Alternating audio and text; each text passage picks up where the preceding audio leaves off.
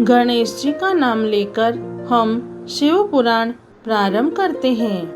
हे शंकर भगवान, हे माता पार्वती, हम जो भी शिव पुराण सुन रहे हैं, हमारी सब मनोकामना पूरी करना, हमारी रक्षा करना, हम सब आपकी शरण में हैं।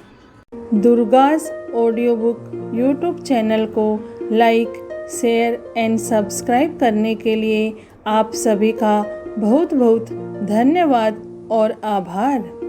दुर्गास यूट्यूब चैनल की लिंक अपने परिवारजनों, प्रियजनों, मित्रजनों को ज़रूर भेजें ताकि सभी लोग लाभ उठा सके। धन्यवाद। शिव पुराण में श्री शतरुद्र संहिता में 34वां अध्याय प्रारंभ करते हैं। सुनट नर्तक अवतार।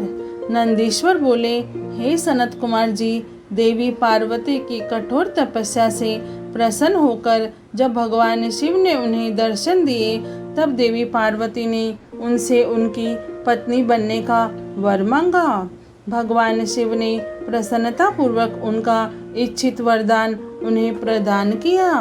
देवी पार्वती को वरदान देकर शिवजी अंतर्ध्यान हो गए और पार्वती जी अपने घर वापस आ गई। वहां आकर उन्होंने अपने माता पिता को सारी बातें बताई। तब उनके घर में प्रसन्नता छा गई और चारों ओर महोत्सव होने लगा। खुश होकर गिरिराज हिमालय ने ब्राह्मणों को बहुत दान दक्षिणा दी। फिर गंगा स्नान करने चले गए। एक दिन जब गिरिराज हिमालय गंगा स्नान हेतु गए थे, तब भगवान शिव ने सुंदर नट नर्तक का रूप धारण किया और मैना के घर पहुंच गए। उनके बाएं हाथ में शिवलिंग और दाहिने हाथ में डमरू था।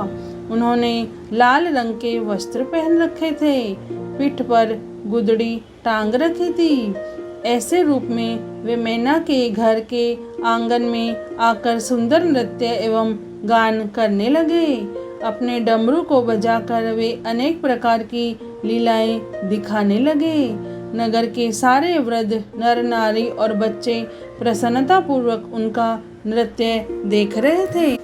महारानी मैना खुश होकर एक पात्र भरकर स्वर्ण मुद्राएं एवं रत्न नट को देने गई, परंतु नट के रूप में आए भगवान शिव ने उन्हें लेने से इनकार कर दिया और कहा कि यदि आप वाकई प्रसन्न होकर मुझे कुछ देना चाहती हैं, तो अपनी पुत्री पार्वती का हाथ मेरे हाथ में दे दीजिए।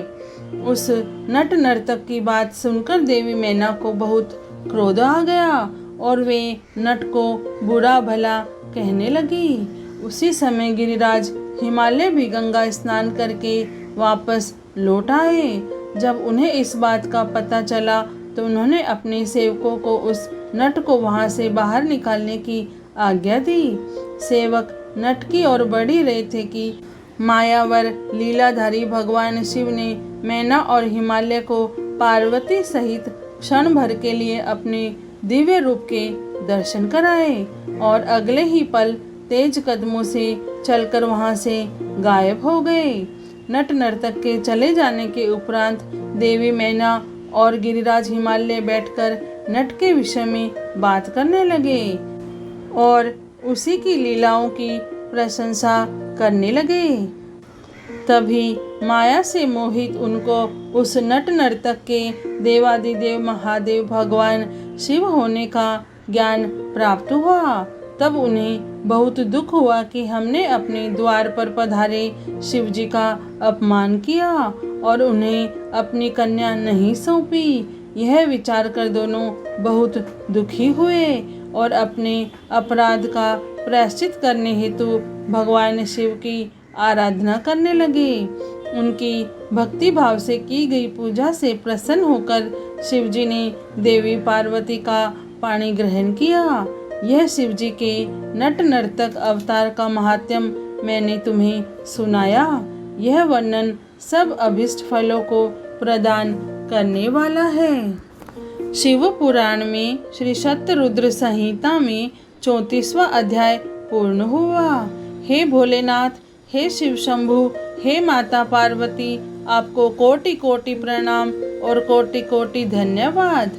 जय भोलेनाथ।